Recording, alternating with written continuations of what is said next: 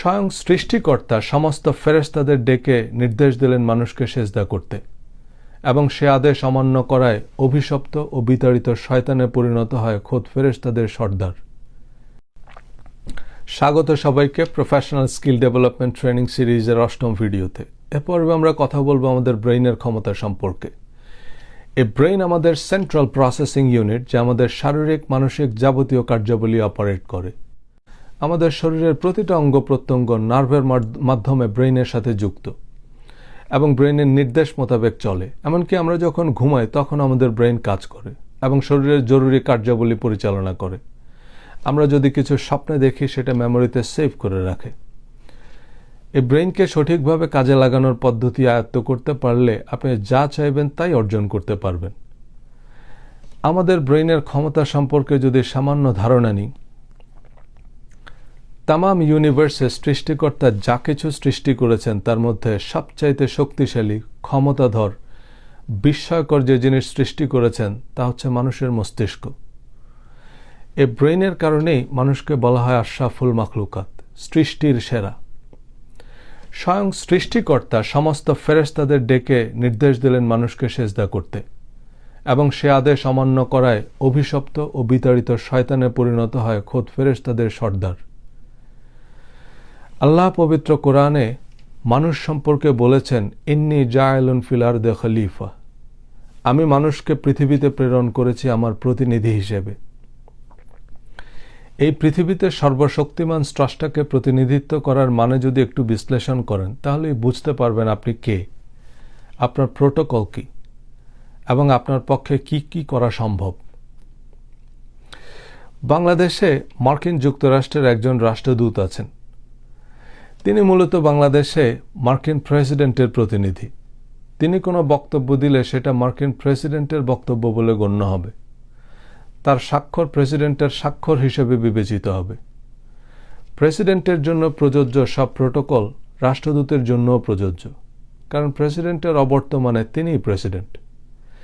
যেমন প্রেসিডেন্টকে লাল গালিচা সংবর্ধনা দিতে হয়, গার্ড অফ অনার দিতে হয়, রাষ্ট্রদূতকেও দিতে হবে। প্রেসিডেন্টের গাড়িতে যে মাপের পতাকা থাকবে, রাষ্ট্রদূতের গাড়িতেও একই মাপের জাতীয় পতাকা থাকবে। রাষ্ট্রদূত কোনো ট্রাফিক আইন অমান্য করলেও কোনো দেশের পুলিশ তার গাড়ি রাস্তায় দাঁড় করাতে পারবে না। বড়জোর একটা চিঠি দিয়ে ট্রাফিক আইন অমান্যের বিষয়টি জানাতে পারবে। রাষ্ট্রদূতের জন্য কোনো ফৌজদারি আইন, শুল্ক আইন প্রযোজ্য নয়। কোনো অবস্থাতেই রাষ্ট্রদূতকে গ্রেফতার করা যাবে না, তার বাড়ি তল্লাশি করা যাবে না, কারণ he or she represents the president. এখন যিনি প্রেসিডেন্টকে রিপ্রেজেন্ট করবেন তাকেও সর্বোচ্চ সতর্কতা ও দায়িত্বশীলতার পরিচয় দিতে হবে, এবং সেই রকম দায়িত্বজ্ঞান সম্পন্ন কাউকেই এই গুরু দায়িত্ব দেওয়া হয়। স্বয়ং আল্লাহ তার প্রতিনিধিত্ব করার জন্য আমাদের মনোনীত করেছেন। এই পৃথিবীতে স্বয়ং স্রষ্টার যাবতীয় কল্যাণকর ইচ্ছার বাস্তবায়ন করবে মানুষ। আর এ কারণেই স্রষ্টা মানুষকে বিস্ময়কর কার্যক্ষমতা সম্পন্ন একটি মস্তিষ্ক দিয়েছেন।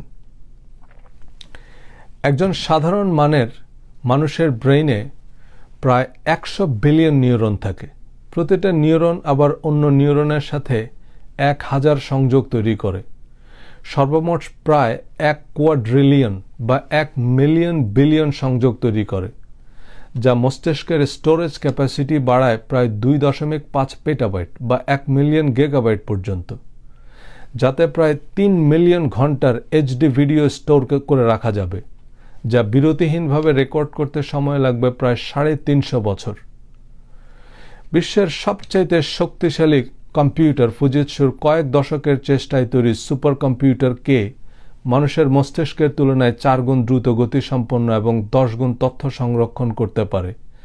কিন্তু মিস্টার কে প্রায় ১০ মিলিয়ন ওয়াট বিদ্যুৎ খরচ করে, যা জাপানের প্রায় ১০,০০০ বাড়িতে বিদ্যুৎ খরচের সমান এবং একটা ফুটবল স্টেডিয়ামের সমান জায়গা দখল করে। আর মানুষের ব্রেইনের জন্য মাত্র ২০ ওয়াট বিদ্যুৎ শক্তির প্রয়োজন হয়, যা একটা ডিম লাইট জ্বলতে যতটুকু বিদ্যুৎ খরচ হয় তার চাইতেও কম। অথচ এই ব্রেনকে কাজে লাগানোর পরিবর্তে আমরা গায়ের জোরে সেরা হতে চাই। শক্তির বিচারে শ্রেষ্ঠত্ব ঠিক হলে হাতি বা গন্ডার সৃষ্টিকুলের সেরা হতো। এই ব্রেনই মানুষের একমাত্র হাতিয়ার। শরীরের কোনো অঙ্গ ব্রেন থেকে যোগাযোগ বিচ্ছিন্ন হলে সেই অঙ্গ প্যারালাইজড। ব্রেনকে বাদ দিলে মানুষ কত অসহায়। আমাদের কুকুরের মতো ধারালো দাঁত নাই, চিতার মতো গতি নাই, বাঘের মতো শক্ত থাবা নাই। একটা ছোট্ট পোকামাকড়ের কামড়েও মানুষ মারা যেতে পারে।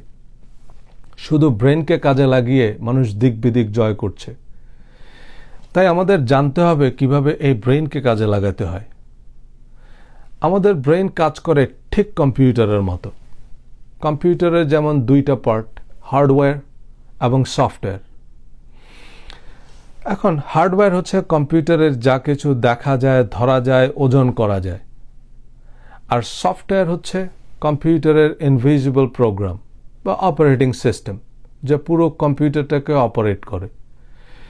এখন আপনি লেটেস্ট কনফিগারেশনের একটা কম্পিউটার কিনলেন, কিন্তু তাতে যদি কোনো অপারেটিং সিস্টেম বা অ্যাপ্লিকেশন সফটওয়্যার না থাকে, তবে সে কম্পিউটার বড়জোর বাটখারা হিসেবে ব্যবহার করা যাবে। আপনার কম্পিউটারে অপারেটিং সিস্টেম যদি হয় উইন্ডোজ 2000, তাতে তো আর উইন্ডোজ 10-এর সুবিধা পাওয়া যাবে না। কোনো নির্দিষ্ট সফটওয়্যার না থাকলে সে নির্দিষ্ট কাজ ওই কম্পিউটারে করা যাবে না। যেমন কম্পিউটারে যদি ভিডিও এডিটিংয়ের সফটওয়্যার না থাকে, তাতে ভিডিও এডিট করা যাবে না। কালারের সফটওয়্যার না থাকলে কালার আসবে না, ব্ল্যাক অ্যান্ড হোয়াইট। সাউন্ডের সফটওয়্যার না থাকলে সাউন্ড আসবে না। আবার কম্পিউটারে কোনো আনওয়ান্টেড সফটওয়্যার বা ভাইরাস থাকলে কম্পিউটার ম্যাল ফাংশন করবে, স্লো হয়ে যাবে বা উল্টাপাল্টা কাজ করবে। যতক্ষণ না সেই ভাইরাস ক্লিন করা না হবে, ততক্ষণ কম্পিউটার ঠিকভাবে কাজ করবে না। আমাদের ব্রেইনের এমনই ঠিক দুটি অংশ। আমাদের মস্তিষ্ক, যেটা শক্ত স্কাল দিয়ে ঢাকা, সেটাকে বলতে পারি হার্ডওয়্যার, যেটাকে আমরা সাধারণত ব্রেইন বলি। কিন্তু এই মস্তিষ্কে সংরক্ষিত সারা জীবনে সংগৃহীত কত তথ্য, উপাত্ত, যুক্তি, দর্শন, ঘটনা, দুর্ঘটনা, অভিজ্ঞতা, স্মৃতি, দুঃখ, হতাশা, ষড়যন্ত্র, এসব কিছুকে আমরা বলতে পারি সফটওয়্যার বা মাইন্ড। কারণ এসব পৃথিবীর সবচাইতে শক্তিশালী অনুবীক্ষণ যন্ত্র দিয়েও দেখা সম্ভব না। এই ইনভিজিবল সফটওয়্যার বা প্রোগ্রাম আমাদের অপারেট করে। এই ব্রেইনের অপারেটিং সিস্টেম যেমন হবে, আউটকাম বা আমাদের দৈনন্দিন কর্মকাণ্ড সেরকম হবে। কোনো নির্দিষ্ট সফটওয়্যার না থাকলে সে কাজ আপনাকে দিয়ে হবে না। যেমন যারা কালার ব্লাইন্ড, তাদের ব্রেইনে কালারের সফটওয়্যার নেই। সাউন্ডের সফটওয়্যার না থাকলে সে সাউন্ড শুনবে না। যদি হিন্দি ফন্ট না থাকে, আপনি হিন্দি লেখা পড়তে পারবেন না। বা জার্মান ল্যাঙ্গুয়েজ রিডার না থাকলে আপনি জার্মান ভাষার কিছুই বুঝবেন না, আপনার কাছে সব হিজিবিজি মনে হবে। একইভাবে যে কোনো ক্রাইম প্রোগ্রাম না থাকলে তাকে দিয়ে ক্রাইম করানো যাবে না। আবার ক্রাইম প্রোগ্রাম থাকলে সে ক্রাইম না করে থাকতে পারবে না। কিছু মানুষ অকারণে মিথ্যা কথা বলে, অন্যদের সাথে দুর্ব্যবহার করে, পরচর্চা, পরনিন্দা করে, অশালীন ভাষায় তর্ক করে, অপ্রয়োজনে মানুষ খুন করে। এর কারণ আনওয়ান্টেড প্রোগ্রাম।